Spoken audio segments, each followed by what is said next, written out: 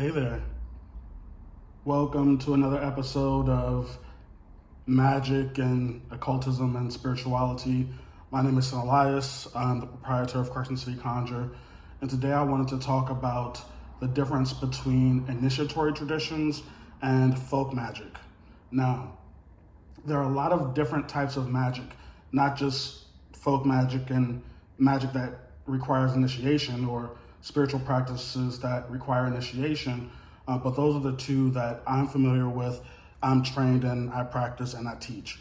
So that's the perspective that I'm going to come from tonight. For those of you who know me, I practice both hoodoo and witchcraft. I am a initiated third degree Alexandrian high priest, and hoodoo is in my bloodline. And I practice both quite well. I am considered an expert in both. In the witchcraft, I'm third degree, so that would be high priesthood, thus leadership role in the tradition. And in hoodoo, rootwork, and conjure, I have a shop called Crescent City Conjure, and people come from around the world to see what we're doing because our reputation is renowned. I think that there's a lot of confusion around what hoodoo is, so let's start there.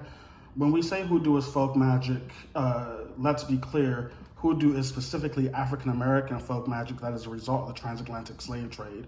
So when those encaptured people who came mainly from the west coast of Africa and were brought mainly to the southern states of America, their original indigenous spiritual practices collided with what was already here. So that's the Catholic and Protestant faith, which created a process of synchronization, meaning that those two frictionless belief systems had to exist at the same time within the minds and hearts and spiritual beliefs of the people who were forced to be exposed to both, half from their indigenous spiritual practices and another part from what was being forced upon them.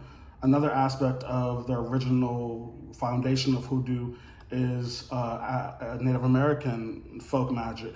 And that just talks about these cultures having conversation with one another.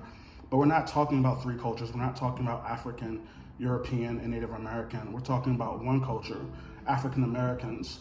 African Americans often have, always are going to have African blood, usually have European blood and Native American blood in their family tree. So we're talking about African Americans who are usually 3 in 1. Folk magic is a broad term that refers to any tradition that rose from the folk or the culture. So every culture has folk magic. There's Italian folk magic, there's Germanic folk magic, there's Irish folk magic, there's African American folk magic. And hoodoo is specifically African American folk magic. And that's what is in my family line, African American folk magic. When we're talking about the category of folk magic, it belongs to a category because there are a lot of things that the practices that fall underneath that umbrella share in common, meaning that usually it thrived amongst the poorer folk, the less educated folk. And so they look to the earth for their power. They look for stones, bones, roots, stuff like that. So you're going to see similarities like that in every tradition. It's the cultural perspective that makes it different, that makes every folk magic tradition slightly different. It's the intention behind it. It's the reason why the magic was practiced by the culture that makes it specifically African American folk magic, European folk magic, so on and so forth.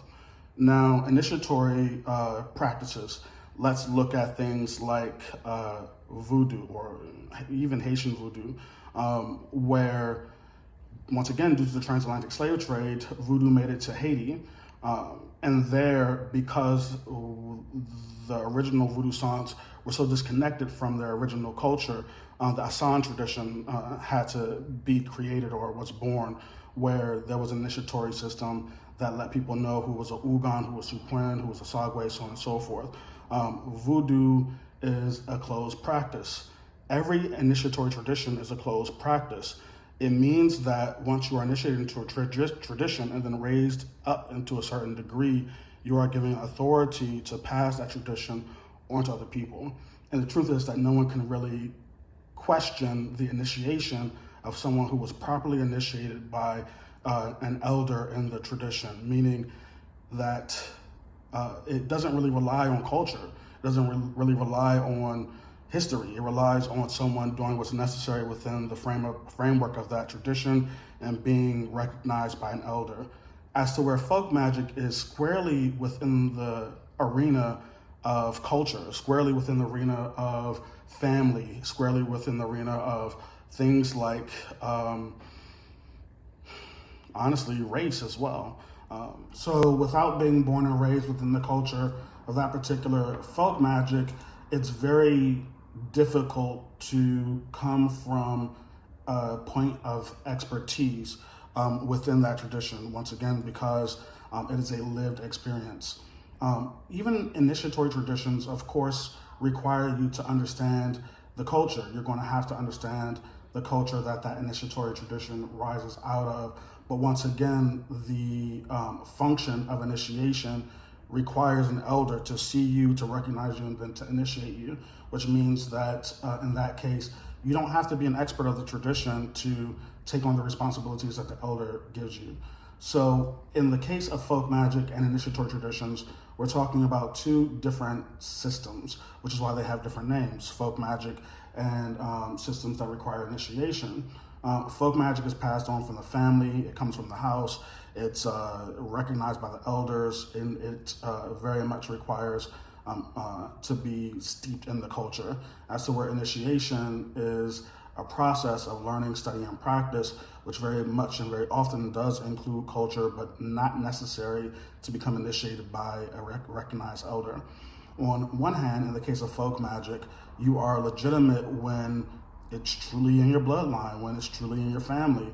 And I believe that in appropriation happens when you're not a part of that culture, but you try to be a leader of it. Now, let me be clear. I think that anyone can learn, study, and practice to some degree out of curiosity or appreciation, but to be a leader of a tradition, in the case of folk magic, I believe that it's necessary to be a part of the culture. So if you're claiming to practice hoodoo, you need to be African American. If you're claiming to be a leader in hoodoo or to teach others or so forth, you need to be a part of the culture that rolls out of. Now, in my case, where I think some people think that it's hypocritical, I was initiated into Alexandrian witchcraft, which means I was recognized by elders and then brought up in that tradition. Once again, it does not rely on culture. So that's the difference between folk magic and really any initiatory tradition. We can get into the details of the difference between initiatory traditions and the difference between folk magic, but I think that's a really basic and easy way to understand the difference between folk magic and initiatory traditions. So one can have both. One can have both, and it's rare, I think, but in my case where I am a conjurman and a high priest in witchcraft, one is in my blood and in my culture, and one is something I've studied for going on 20 years. So that's a lot of time and a lot of energy devoted to that tradition to earn that title. That's something that can't be taken away from anyone. So I hope that helps you better understand and clarify some things. So until next time, guys, bye.